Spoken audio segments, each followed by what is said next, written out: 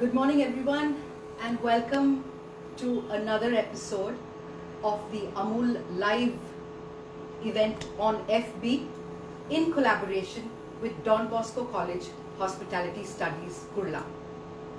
At Don Bosco, our admissions are open, and trust me, you make the right decision when you choose Don Bosco.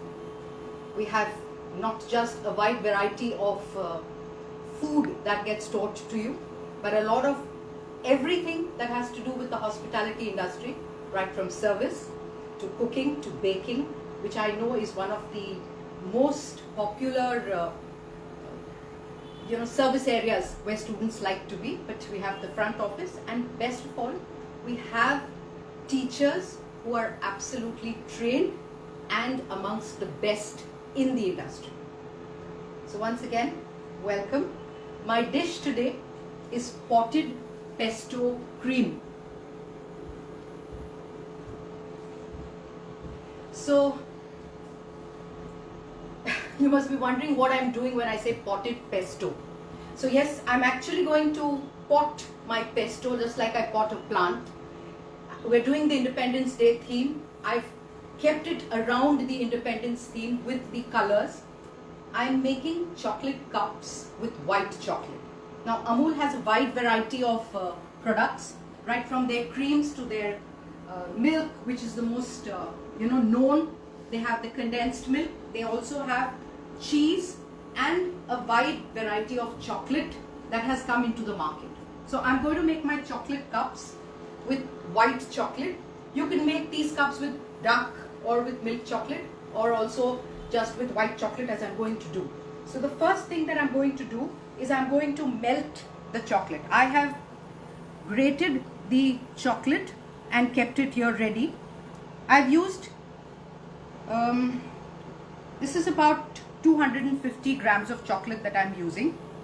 And what I've done is I have kept, 2/3 here and 1/3 of the quantity separate, so that when I temper my chocolate, I will be able to add in what I'm keeping aside as my seed chocolate. Okay? The pesto, which I will be making and filling into the chocolate cups, and yes, that's a very unusual combination. I know some of you might be thinking. I also, I actually sat and wondered what should I do, and I'd like to make it a little interesting. So I chose to do the pesto, and I've made that into a cream preparation, and I'm going to fill that into the cups, and it's going to be there for you. So I have my water which is boiling, because I'm going to melt this chocolate.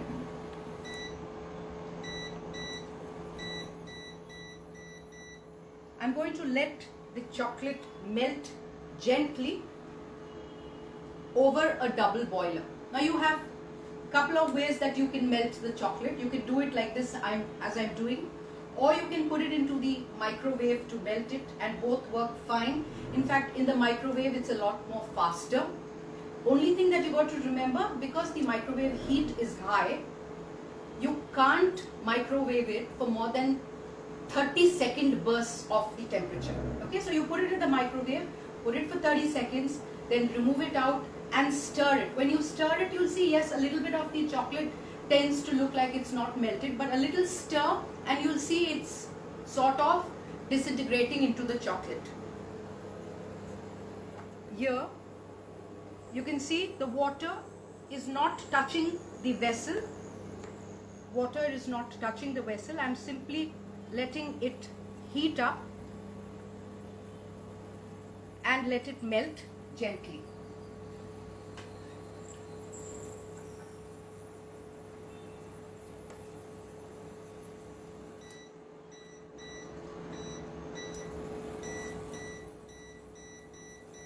I've brought the temperature down to a low flame now, because the water has begun to boil.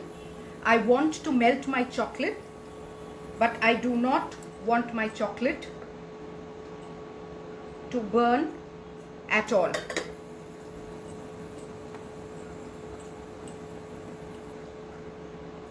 Now white chocolate always takes a little bit more time to melt rather than dark chocolate. Okay, so understand that this might take a minute or so, but it is beginning to melt. You can see it is beginning to melt. A little bit of stirring just so that you can, see that it's not scorching, because wherever it touches the vessel, it is bound to melt a little faster. So let this melt. Now when we do cooking of chocolate, what is very important is the element of tempering your chocolate. Now white chocolate tempers differently from dark chocolate.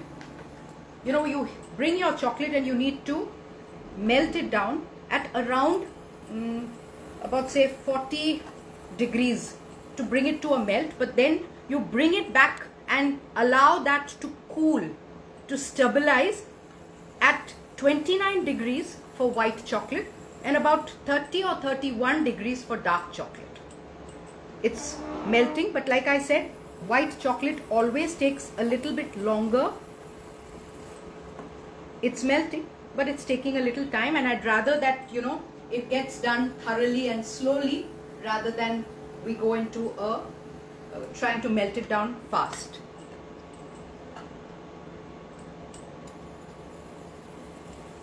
This is melting, and whilst it's melting, let me run you through the ingredients that I'm going to use for the pesto. Now the pesto is an uncooked Italian sauce.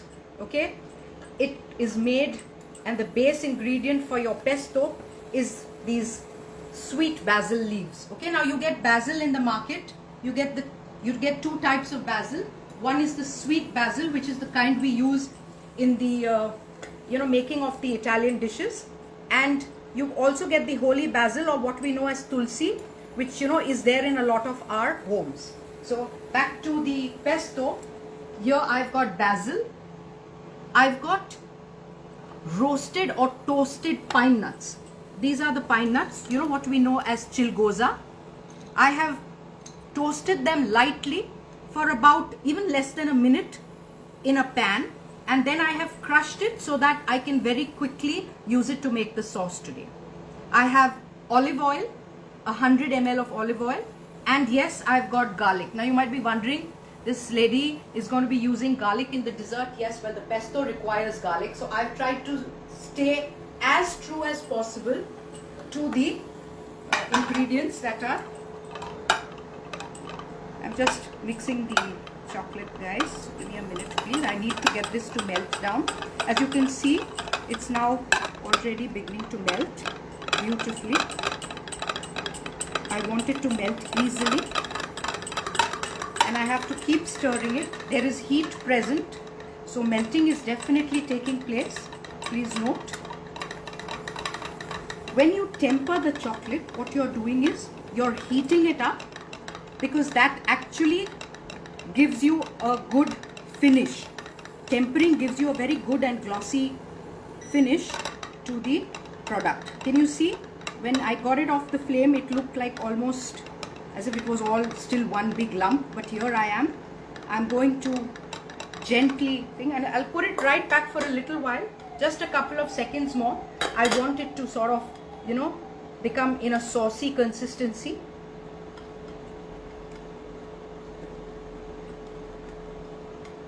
I'm taking it out once again, and I'm stirring this, mixing this as best as I can. There is heat present. I can feel the heat, and that is keeping the chocolate quite nice and moist. Now this chocolate which I have kept aside, I'm going to add a little bit of that inside, because what I am doing is now tempering the chocolate with a seed. This is cooling down the chocolate a little bit, bringing it down. I'm not using a thermometer. I'm deliberately not using a thermometer, so that I can show you that even if you don't have a thermometer, you just have to be careful, okay? And you have to keep checking your vessel to see that the chocolate feels a little cool. And as you're introducing the chocolate inside, which I'm adding in gradually, as you can see, I've kept it grated so that, it's easier to melt. In case you find, it's not melting very easy, no stress. Just put it right back here, bring it back here. All you'll need to do is make sure that you continue to stir it when you take it off the flame, and you again continue stirring. What you're doing now is tempering the chocolate. You have brought it up to allow it to melt, and now I'm going to bring it, lower the temperature slightly, and as I'm lowering the temperature, I'm doing this by stirring it continuously. This stirring requires at least 3 minutes.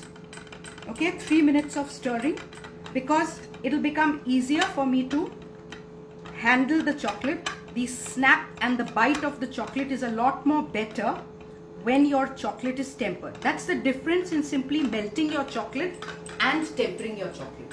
Melting is, I put it on the fire, I brought it out, I'm letting it melt, and voila, my chocolate is ready, which is good enough if I'm making if I'm making chocolate brownies, or I'm using it in a cake, or I'm making a ganache, because I'm not really worried about how my snap or bite of my chocolate will be when I'm going to either coat it with something, or I'm going to, as we're doing today, making these chocolate cups. Now you can see it's melted pretty well. I'm simply stirring this because I want it to cool, and as I'm cooling, it's also getting tempered because I'm stirring this. You're creating a shine, you're creating a gloss, you're creating a glaze to the chocolate, and this makes it far finer, much better to do and use, particularly if you're making chocolates, or you're making and you're going to dip, whether it's nuts or it's crackers. You want your chocolate to have a nice, smooth and glossy feel. You don't want any gray streaks.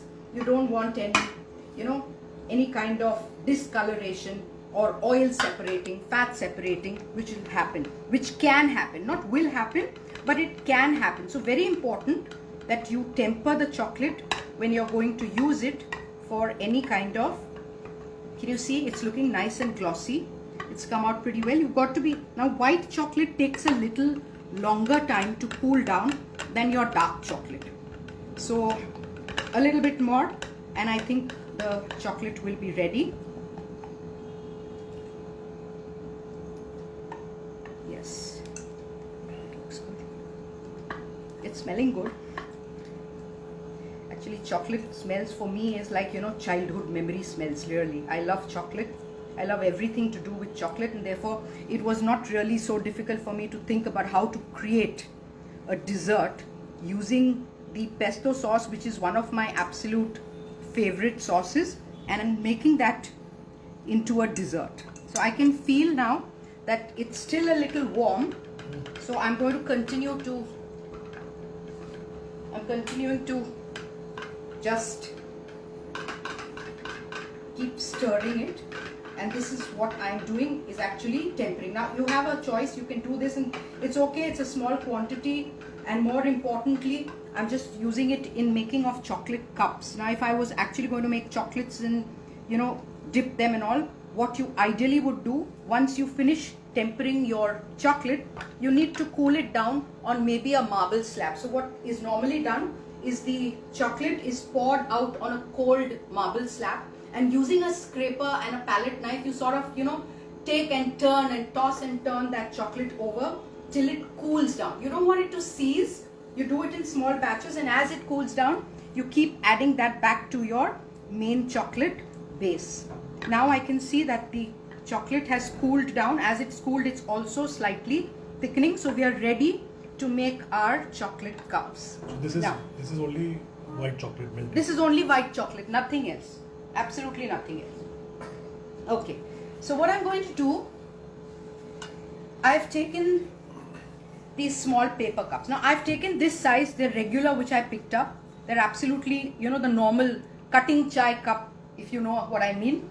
I've taken them, and all I'm going to do is take a knife, scissor, and snap one edge of the, can you see this? I've snapped it open, just that much, and then I'm going to do that to 3 of them.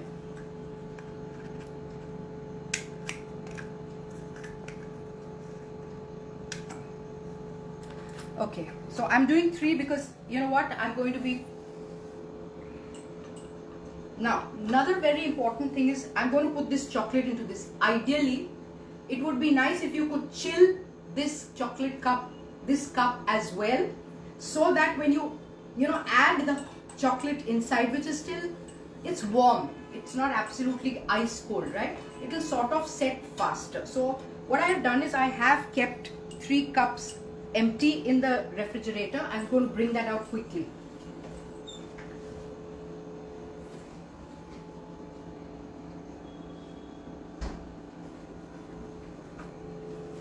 Here I have these 3 cups which I have put in the refrigerator. Now all I'm going to do is take a spoon of this chocolate and pour it inside. Pour as much as you want, about 3/4 is good enough. And then all I'm doing is swirling this chocolate gently within the cup itself. At this point of time, I'm not going to bother about removing the chocolate, because all that I'm doing here is encasing the cups, simply allowing it to encase. I might decide to hold it back down like this. The cup is warm now because of the chocolate being there. And then I start once again. What I'm doing is I'm just again doing 1 layer of the chocolate. This way I'm actually creating a cup. I'm creating one wall over another wall, and I'm slowly allowing that, as it cools down, it'll form a thicker wall. So you can see this is where the cut is. I'm going to just hold that there for a little while, let it sort of seal up. No worries, don't worry. And the first one you might find a little warm, but once you do it to the second or the third cup, you'll realize it's not that difficult. Just keep turning and twisting the cup, and now I'm gently letting the excess pour down, but once again making sure that the rim of my cup forms a thicker layer, so that when I peel this off, it's going to be easy to peel off. Very simple. Okay, I've done this. How long are the cups kept in the fridge? In the refrigerator, if you put it in the deep freezer, 10 to 15 minutes and they are ready. You keep it in the refrigerator, it might take about 30 minutes, but you can put them in the, I'm going to put them in the deep freezer and get them out, so you will see for yourself. No, the empty cups you were talking. The empty cups, as long, nothing happens to it. Actually, I put these cups into the refrigerator earlier this morning when I came into the kitchen, and so it's been there for a couple of hours. I know in the past I've done it where I've even put it in the night and nothing happens to the cup. All said and done, it's paper. So here it is, the cup has been coated, it's done, and I'm going to do a second one.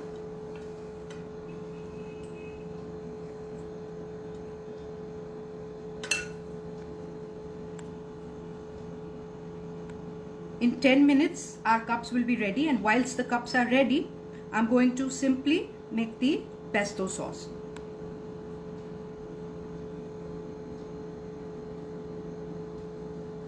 I'm making sure that the chocolate is coming up to the rim and coating near the rim, so that it forms a thick wall and a thick sort of a rim. Very important, okay? Very important at that point of time. It's when you try to peel it off, a little bit of it might break over a little, but don't worry, that's normally the case with white chocolate cups. So it's always easier to do this with dark chocolate and milk chocolate, both perfectly fine. Just that you got to be a little bit more careful when you're doing it with the white chocolate. Nothing is impossible. You can do it, you can try it. I'm going to show it to you that I've done it, and a little bit of ruggedness on it actually makes it look a little better. So here are the cups. You can see I'm now letting it sort of empty into the thing, but still I'm holding it like this so that the rim forms a little. The rim forms a little. Can you see that? Letting it pour off. I don't want it to be too thick, but at the same time, a little extra chocolate didn't hurt anybody, did it? Now, very simple. What you can actually do is just, if you find that it's coming out, just trim the sides a little bit, and that will be good. Here. So that's the second one. And here I'm starting one more, the third one.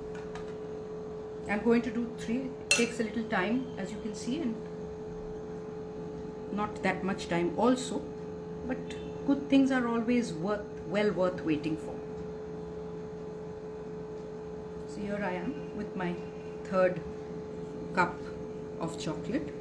I'm letting it happen gently and slowly because I definitely want that rim to form so that when I peel it off, it doesn't break very easily. Like I said, a little bit break, a little bit of a crack, no big deal. We're going to eat this. It's going into your stomach. It's going to taste equally tasty, as I say. Yeah, it makes the appearance look a little different, but there are always ways to actually make that happen. So here I've made 3, and if you can see, to some extent the first one is already beginning to set right here. So I'm going to put this into the refrigerator now.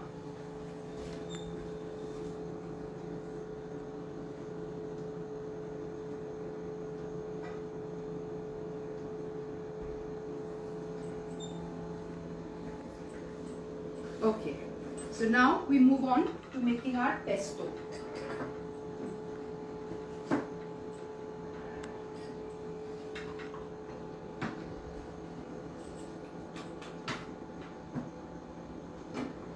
I'm going to pulse the pesto right here in front of you, so you will be able to see what I'm doing. Now, pesto is one of those classic Italian uncooked sauces, okay? I have a blend. This is a pulser where I'm going to pulse the leaves first. I've taken 100 grams of leaves. Now, to make it easier, you can also, chop it up a little bit and then add it in. I just wanted you guys to see it completely. So, I'm going to have to take a little care and a little time maybe, but just a couple of seconds more. Yes.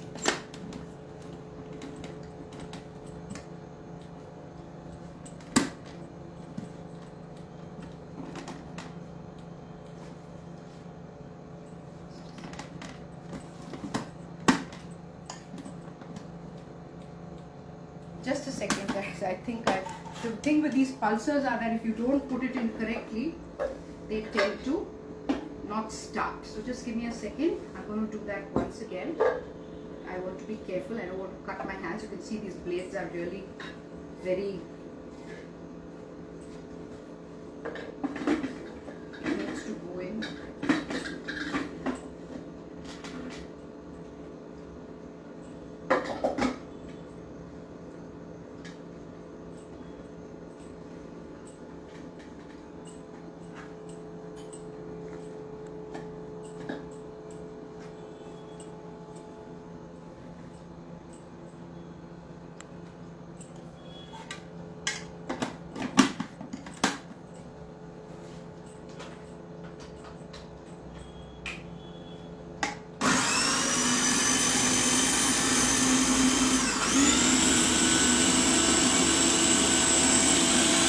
Are getting pulsed now. I want to pulse this before I'm adding the other ingredients, and I'll explain to you why. Okay, now first and foremost, like I said, the pesto is one of those classic Italian sauces that are based on basil. They're based on pine nuts, and one good thing to remember about pine nuts is that roast them and then add it so that it gives you a very full-bodied flavor and also sort of seals in the natural oils that are there. The pine nut gives it this beautiful creaminess to the thing. So I'm just going to add the pine nuts there. I'm going to add in garlic, but I'll add the garlic a little later. I'm going to pulse this a little bit. Let it mix up. Can we use peanuts? Someone's asking. Yes, you can, but then you don't call it pesto. That's the only thing. It goes well. Sometimes there are recipes that will say. What did you add? I just added garlic. So sorry. I just added garlic. Can you see? One sec. That's the garlic that I've added. I've chopped it again just to make it easier for me to grind. And yes, of course, since I have it open, I'm going to add in some salt. A small dash of salt inside. And now pesto always gets made with hard grating Parmesan cheese. But I've chosen to use the Amul processed cheese Yes, the texture is going to be a little different, but it's not going to be, and it tastes pretty good. You know, I actually tried it out a couple of days ago and I felt, you know, it's not so bad. It's quite deliciously tasty. The cheese is creamy, so more than, you know, just the taste getting affected, the texture is a little creamier. Now when I make my pesto, all I'm doing right now is pulsing that, and whilst I'm pulsing it, I'm going to take 100 ml of olive oil and I'm gradually adding that into it. I would have, under normal circumstances, put my cheese in first if I was using Parmesan.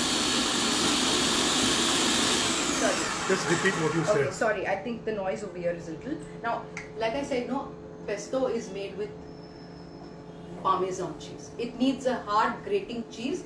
I'm not using it. If I put the Parmesan in, which I would have put it even before putting the olive oil in, I'm not doing it because this is a much more creamier cheese. Let's put it like that. This is a much more creamier cheese. I don't want to pulse it for too long. Hence, right now I'm only using the olive oil. 100 grams of basil. I've used 30 grams of pine nuts, 1 tablespoon of chopped garlic, and 100 ml of oil. Okay, I'm going to start again. Just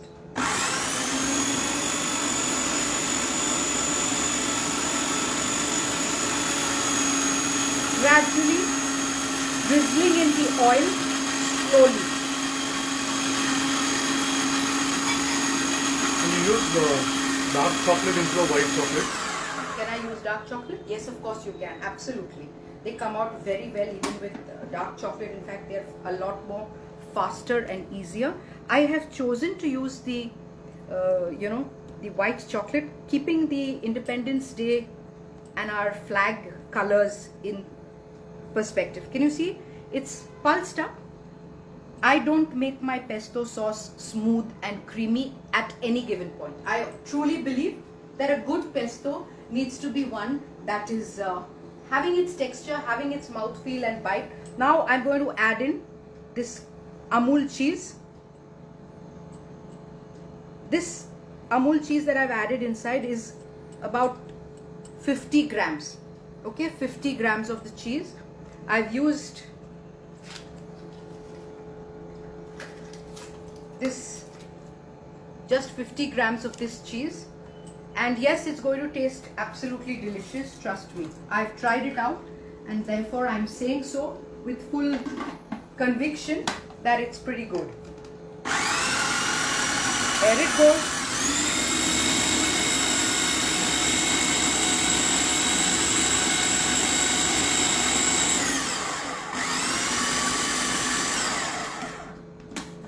And our pesto is ready. Can we use walnuts? Somebody is asking. You could use walnuts, I believe so, but you know, traditional pesto, traditional cooking requires pine nuts. Yes, pine nuts are a little expensive, they are, but like I said, no, good things are going to be a little costly. We know that some of the ingredients, because of the availability. Can you see my pesto is coarse? This is the way I like my pesto, with the bite, the crunch coming in from the seeds, coming in from the cheese, coming in from all the ingredients that I don't make my pesto at any given time into a, you know, a creamy kind of consistency. I always like texture, and a good pesto, in my opinion, must have texture. Very simple. Now, what I'm going to do is I'm going to make the pesto cream. So here I have my pesto, and I have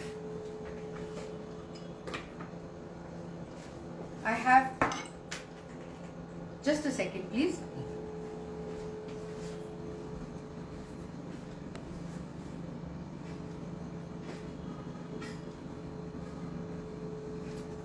I have already whipped up the cream.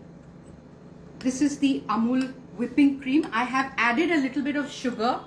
Unlike the other whipping creams that already have a quantity of sugar, and when you taste them, they taste sweet.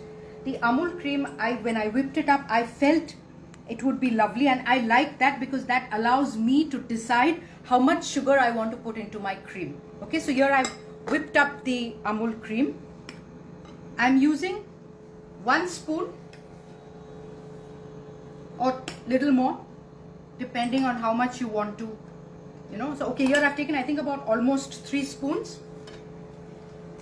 And I'm going to take 1 spoon of the pesto, and I'm taking a generous spoon, as you can see, not just a little. I want the color, and I'm going to see whether I want to add in more, and I'm simply mixing that into what I call a very delicious pesto cream. There's bite, there's feel, there's crunch, and there's loads of taste.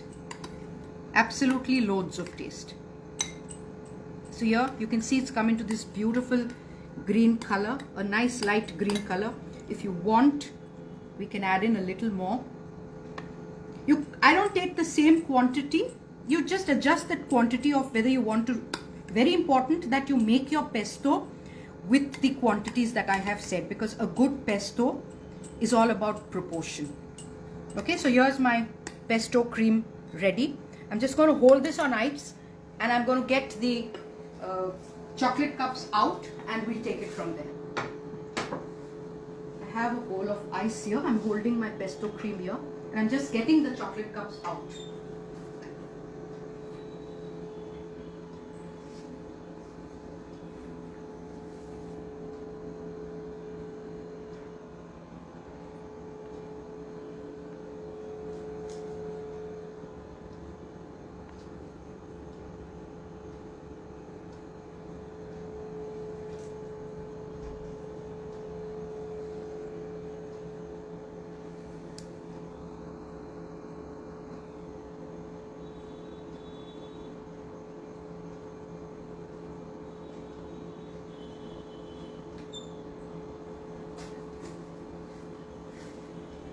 Okay, I was just checking to see.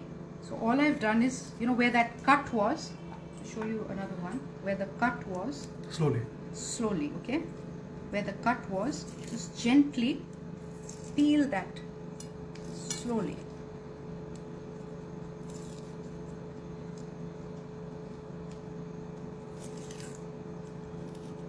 And once that is done,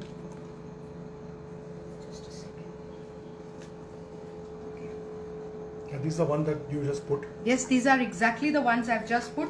I also have a few others made, which I did earlier and kept them. But these are exactly the ones that I have made right now. It might need a little more time. So I'm going to show you this, and I'm going to get you the ones that I've also made and kept. So ideally this needs to be frozen for a longer time, right? A little longer time than 10-15 minutes, I think so.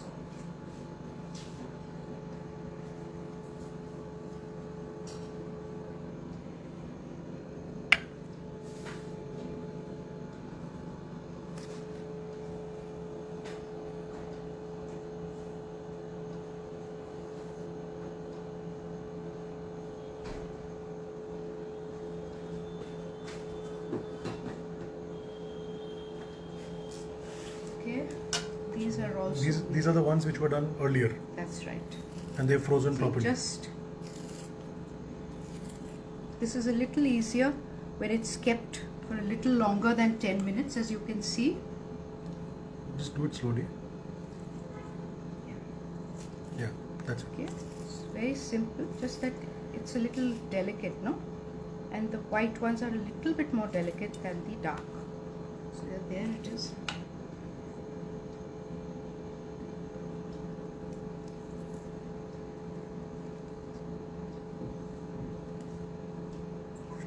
See, it actually slips off quite easily when they are well frozen. And it's always and these are not put in the deep freeze. I've actually done them in the refrigerator. It's better to make a little bit more, no, of these cups? Actually not so. You can even make them just, the right quantity. Just make sure that you freeze it for the right amount of time and they'll be perfectly good. Now all I'm going to do is fill these cups. I'm just filling these cups with the pesto cream and I'm just going to put it right back into the refrigerator. You want your dessert to be chilled, right? You don't want your dessert to feel like it's not chilled. Temperature control whilst cooking anything needs to be maintained, very much so. Okay, so here I'm filling in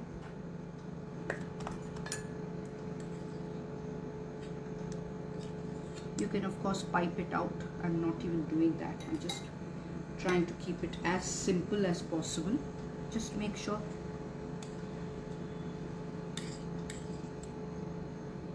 okay. I'm going to take these three. I'm just putting it back to chill for a little while whilst I do the plate. That's all.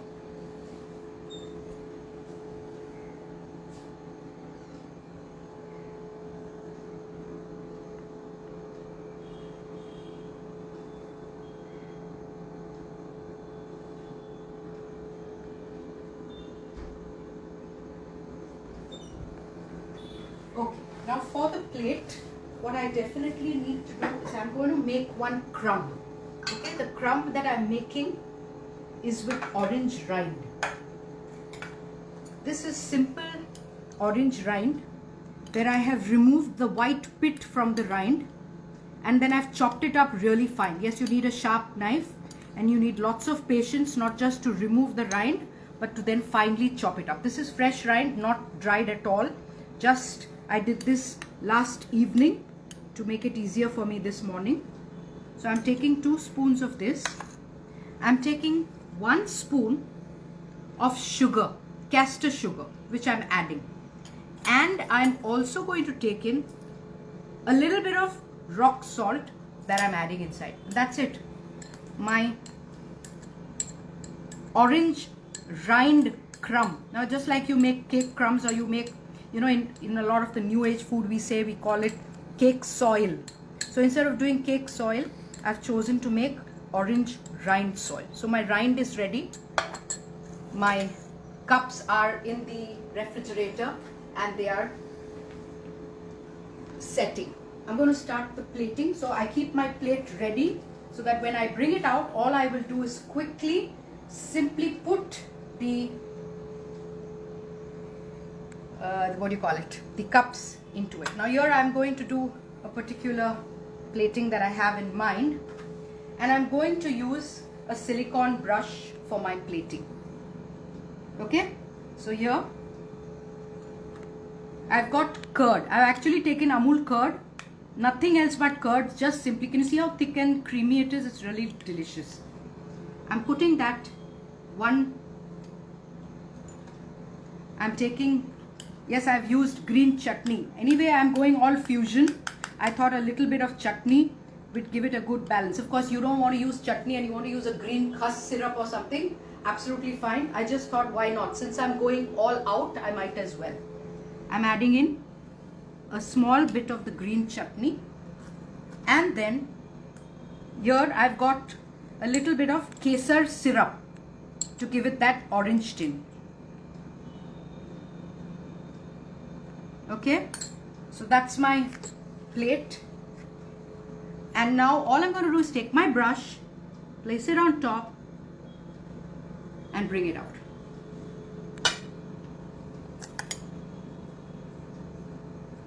These are sabja seeds that I have soaked up. You know, I've tried to take the colors of the flag as much as possible. All I'm doing is placing that in the center and my plate is ready. Now all I'm going to do is bring back those cups which were there in the refrigerator and I'm going to take it.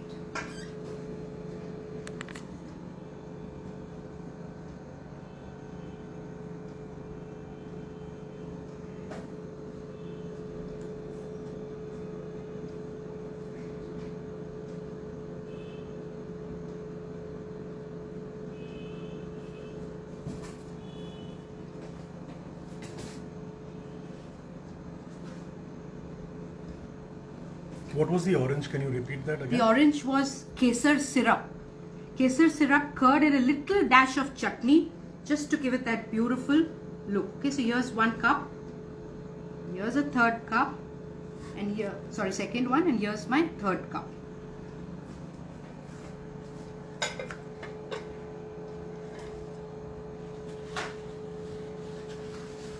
Make sure when serving your plate to your guest, it has to be absolutely thoroughly clean.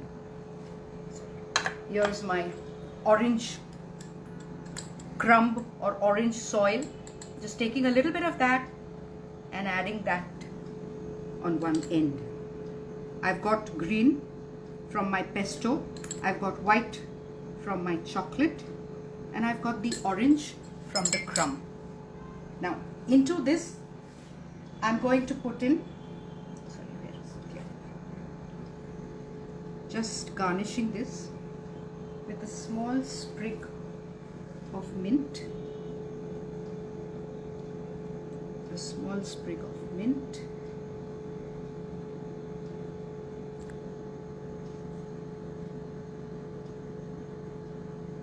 and I have one more garnish. This kesar syrup is how to make it, or is it ready made? You can make it if you want. All you do is reduce sugar with kesar inside it and you will make it, or you can buy it commercially from outside. I've made these little chocolate lollipops. I thought they'll make a wonderful garnish. So here I have one chocolate lollipop and another chocolate lollipop and another chocolate lollipop. Okay, when you allow this to set up a little bit, it will stand a little better. Not to worry. I'm bringing it that side. So.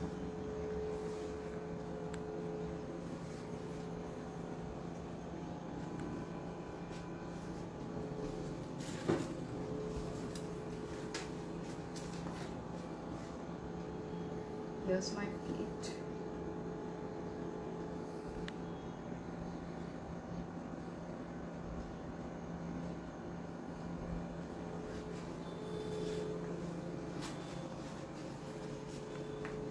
So guys, I hope you've enjoyed the chocolate lollipops and my potted pesto creams.